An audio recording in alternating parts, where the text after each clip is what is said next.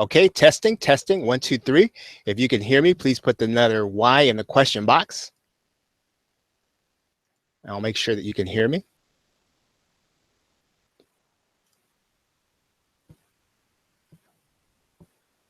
Okay, can you hear me now? Okay, testing, testing, 1, 2, 3. Can you hear me? Okay, great. Thank you, Joy.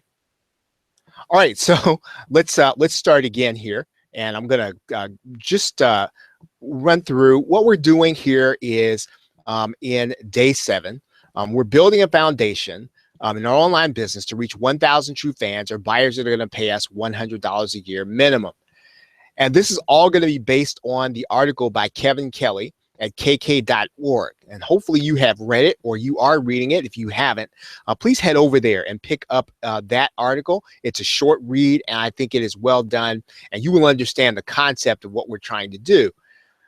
This concept moves in lockstep with the 80-20 rule. So you'll probably find that 20% of your customers might bring the majority of your revenue. And even as you do this, what you're going to do is, as you focus on the 20%, even the 80%, right, you are going to be more profitable with them. And then we're going to also be leveraging resale rights and PLR content to help us to do this.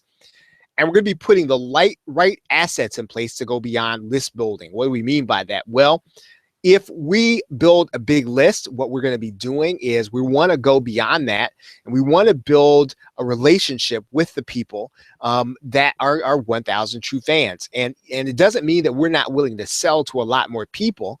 We are definitely going to be. Those people are going to be on the periphery. We're going to focus our attention, right, on 1,000 true fans, because those are going to be the people that are going to be spending the money with us over and over again.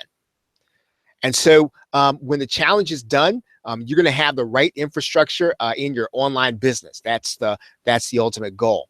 So you should have calculated your base rate for the 1,000 true fans by now, and that's where Kevin Kelly says that we're talking about $100 a calendar year for your 1,000 true fans, which comes to $108,000. And so what I suggested to you was, even in your calculation, one of the things that you and I need to do to maintain that is you want to start thinking about, well, what are all the conferences that you need to go to and develop in your own niche? Do you need to go to school in some way? Do you need to pay for something that's going to give you a continual level of development, some kind of certification? Whatever that is, you need to factor that into the $108,000 because it is important for you to be able to maintain the brand. It's going to be important for you to be able to maintain your positioning and even to elevate every year so that you continue to attract people. That is part of the numbers. So if your $108,000 does not include everything, right? Everything that you need to develop, all the events. It doesn't matter where they are in the world, right? It doesn't matter how much it costs. You need to factor that in. And factoring in at the beginning will help you and it'll help you and I to begin to get the right perspective on when you start generating income, what you need to do with it. That level of development is really going to require that you're going to continually not just be educated, but to do the things that are going to keep you on the cutting edge.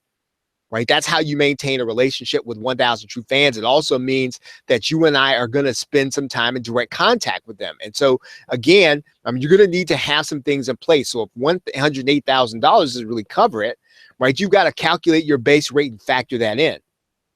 Now, tonight we're going to talk about the rest of the math that's going to be needed. So we're not going to spend a lot of time, but we are going to talk about the things we talked about last night, and I'm going to make sure that we all understand those concepts. Okay, so let's talk about the base rate. Let's talk about the base rate. That's the $108,000. That's $100 a year spent by every 1,000 true fans that we have. So it doesn't mean that we're not looking to sell to everybody, but we're focusing on the people that are going to buy from us over and over again every month after month and spend with us over $100 a year. If we focus on those people and we get 1,000 of them, we're going to be at that $108,000 that we can use in order to help us to develop. Now, As I said, I probably said it ahead of step. You got to add whatever you need to add to this number, right? And if you have ever either listen to Robert Kiyosaki or anything like that, what you're really trying to do is you're trying to get the number that's going to get you out of the rat race. What is that number?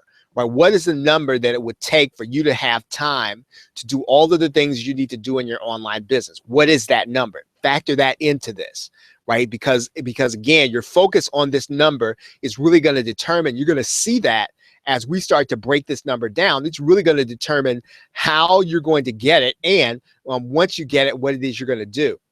And again, as I said before, that number has to include intensive personal development, because most of us are knowledge workers. We're creative people. We're going to be making this with what comes out of our brain, what comes out of our mouth, what we type, probably what we think of. And so that means that you and I have to spend, I think they say Bill Gates and a lot of famous people, they have a 5-hour rule.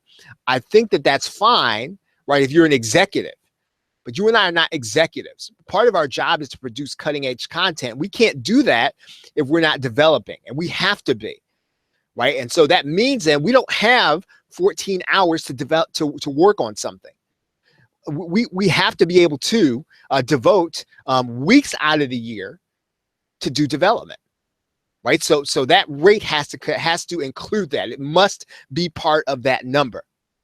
Now, we talked about the base time, and it's not really necessarily part of the calculation, but I do want you to focus on this because it is important. In other words, how much do you want to be working on a daily basis, on a weekly basis, on a monthly basis, on an annual basis? And it's important to look at it from all those angles, right? Do you want to work 9 months out of the year? I think that's reasonable when you do knowledge work. Do you want to work half of a day, right? But you want to work 4 days a week, but half of a day every day, right? How much do you, in order to get to the number that you're trying to get to, how much should you be working in order to get it? Right? That's important, because you and I don't need to stop until not only we're at the number, but we're working the amount of time we need to work. Most of us will use outsourcing and we'll use employees in order to get to that number. But sometimes what we have to do is we've got to determine, right, what it's going to take to be profitable, and then to factor in those things after we've created systems where we're going to be able to hire people, right? We're going to talk about systemization. We're going to talk about automation in this series, right? We're probably going to do one day on systemization, because some of this in the long term is really we need to have at least one, or be developing something that's going to be sellable, right? And for those of us who are online marketers, this can be as simple as creating something you're going to sell on Flippa. It can be as simple as creating a product on JVZoo and then selling it to somebody else so that they can start reaping the profits. It can be something as simple as creating a software product that you can turn over to somebody. It really doesn't matter. So part of this is going to be determining how much we want to be working in order to get to that number right now. So we ought to have a base time number. We talked about that last night. Now, we talked about the average revenue per sale per customer. Right? Average revenue per sale per customer. And so when we talk about that, basically, and I don't have that written in the slide correctly, so forgive me. Basically, this should really say, right, if your product on average is going to be $10, if what you're selling to a particular buyer is going to cost $10, then that's what you need to have in there. Again, my slide is incorrect. So what is the average price? Now, if you're a Kindle bookseller, you're probably talking about $2.98 as your average sales price for a unit that you sell. And so you got to determine, you and I have to determine how much our unit price is. What is the unit price? Is it $10 for somebody to buy something from you in the front end? Is it $15? Is it $97? That is going to determine a lot, as we go forward. Now, let's kind of go through this. So let's talk about the base fan sales number. So let's say that you have $108,000, right? If you have a $10 product, right? If you have a $10 product, you are on average, right? You're going to need 10,800 sales per year. You are going to need 900 sales per month of a $10 product. You're going to need, on average, 208 sales per week for a $10 product. You're going to need an average of 30 sales per day of your $10 product. Does that make sense? Is everybody with me? So if you sort of understand where we are so far, please put the number 2 in the question box. If you understand what I'm saying so far, please put the number 2 in the question box.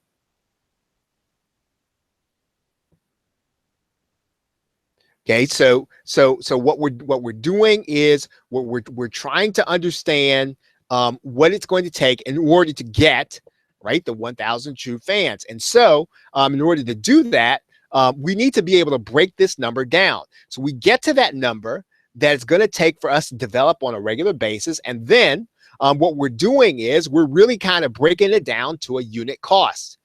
Right. So so in other words, if you're going to sell, you need to sell 900 of those units consistently every month in order to get to that number. Right. That's important. That's what it is. Now, again, we're going to be talking about funnels a little later on. But again, we just need to understand the numbers right now so that we can quantify what it is we're trying to do.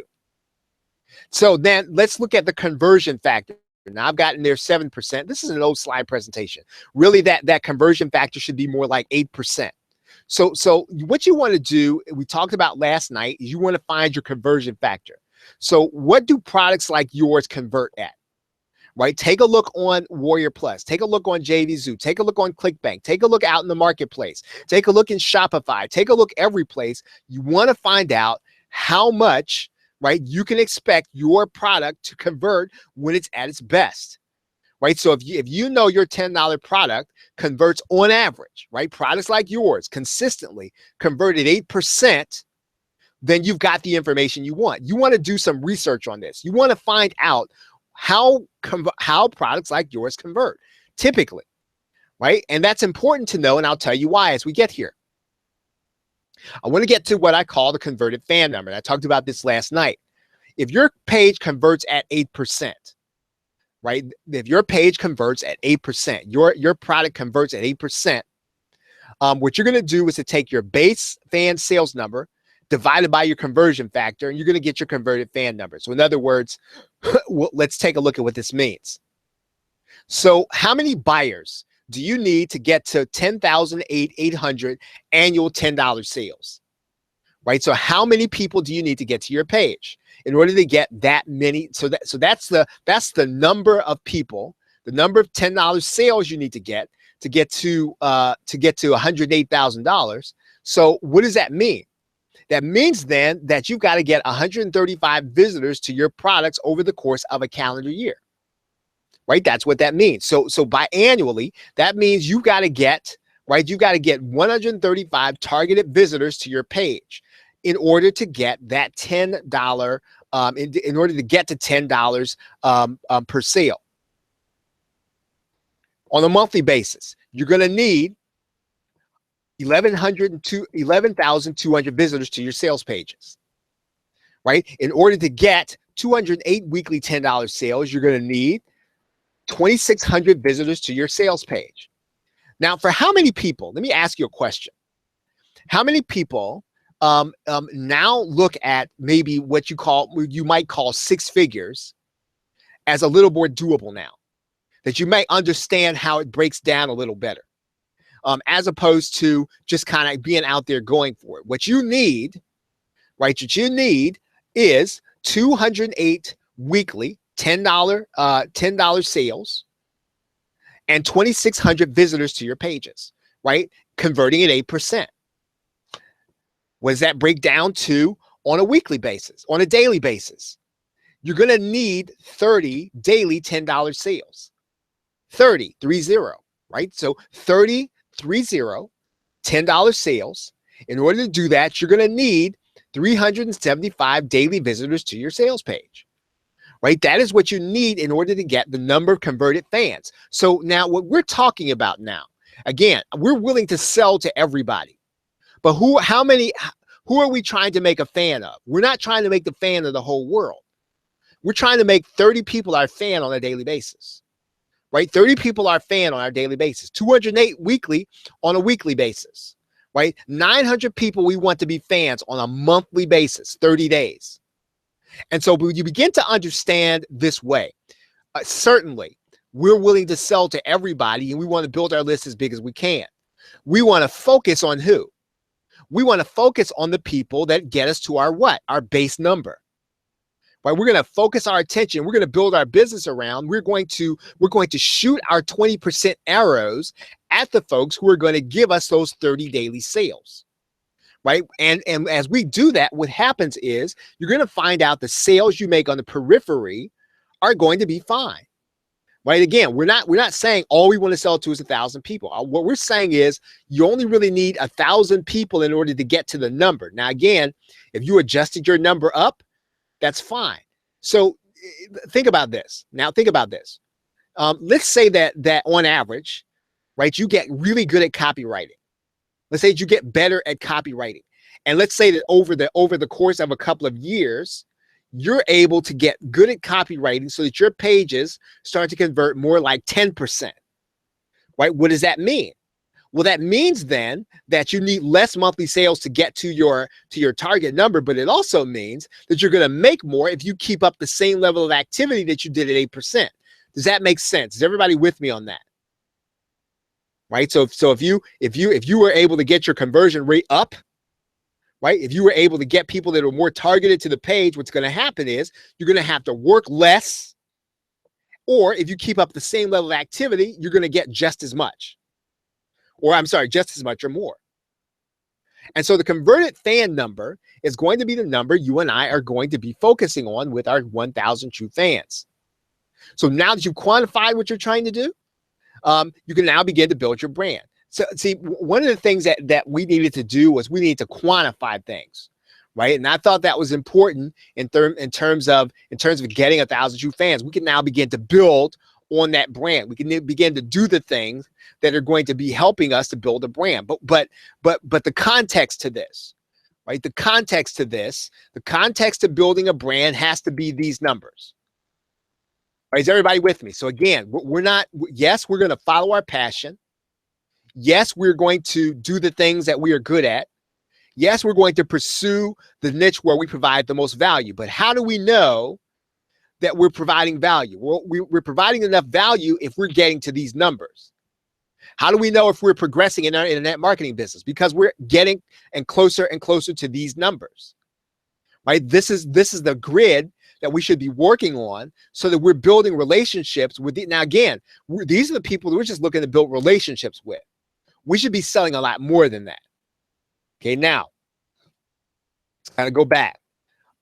We should also know how fast we want to get there. So in other words, one of the things we should know is based on the time. Look, if we know that we can get to some of these things, and some of these things, we're going to make decisions about whether or not we can afford to outsource. We're going to make decisions about whether or not we can afford to do paid advertising. And the question is not going to be whether or not we perceive we like the money we're getting. The question is going to be whether or not, first of all, they get us to our goal within a time period. Second of all, right, that we are working the amount that we want to work. Right? Because again, you have to remember that part of this is that you and I have to have weeks to months at a time in order for development. Right? We have to factor that into our schedule. We now have a time factor. Evaluate how scheduled you are. We have a baseline to adjust. So once again, if $108,000 isn't enough to allow you to travel, isn't enough to allow you to take off, you got to get that number right. So it comes back to really getting clear on that number and then backing into all the other numbers. Right? Are you clear on that 108,000? Is that your number, right? Is 108,000 US dollars your number? It might not be, right? Again, factor in all that you need to do to be developing, all that you need to be going to on a yearly basis, all that you need to be doing, the time that you need to spend, because that is going to help you to determine how much you focus on the fans and whether or not you're building a creative business on the internet. Right? Because you can't necessarily do this with a brick and mortar business. I mean, I guess you could, but you can't do it in the same way as you're going to be able to do it like you and I are doing it. And part of the thing, and I'm going to talk about tomorrow, one of the differences between some of the stuff that Kevin Kelly is talking about, what we're talking about, because what we're talking about, we actually have, and I talked about this last night, musicians, at least the ones that Kevin Kelly was talking about, didn't really even have a clear sense of what a funnel is. And the funnel is going to be our ally in order to get to that number faster, right? So we now have a baseline to adjust. We now what we can do in terms of traffic. So if you're gonna pay for traffic, right? What you and I need to know how our traffic needs to be converting, right? You and I need to know how our traffic, how much we need to pay for our traffic, right? We now know what we can do. You and I are going to need a converting sales page over time. We're going to need a profitable offer over time. We're going to need a consistent source of targeted traffic. We're going to be talking about that. But basically, though, we've quantified that, right? We're quantified it. So we're not just talking about traffic. Does everybody understand that? So traffic is not this, I'd say, what do we call it? A vague word. We've quantified it, right? And you quantify that based on your number, right? You quantify that based on how much you want to be working. You quantify that based on how much you think your sales pages are going to convert, right? So you and I basically need these three things. And then we're going to be looking for targeted traffic. But again, that traffic we're talking about, 375 visitors to our sales pages on a daily basis, 375, right? So the question then becomes, as you begin to do things, and again, now every traffic source is going to be different depending on what you sell. Now, I'm just going to use right now as an example, an internet marketing product, right? So if you and I go buy a solo ad, right? If we're going to buy a solo ad, and we're going to get these people to opt in, how do we evaluate the success of the solo ad? Well, we evaluate the success of the solo ad based on how close it gets us to that number, right? Now, everything now that we're doing in terms of branding is now informed. It's quantified. It's contextual. We know what it is. We know what we're trying to accomplish. We know what it is we're trying to do. We now know what those fans are really going to be doing for us in terms of our business and why it's important.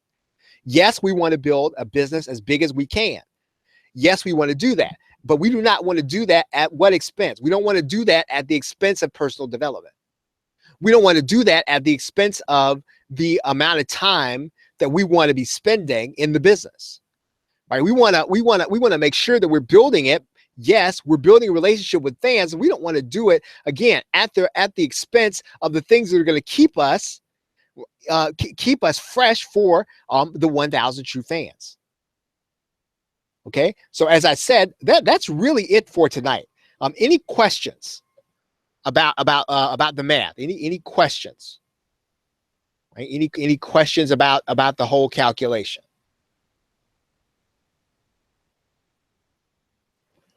Right? Any questions?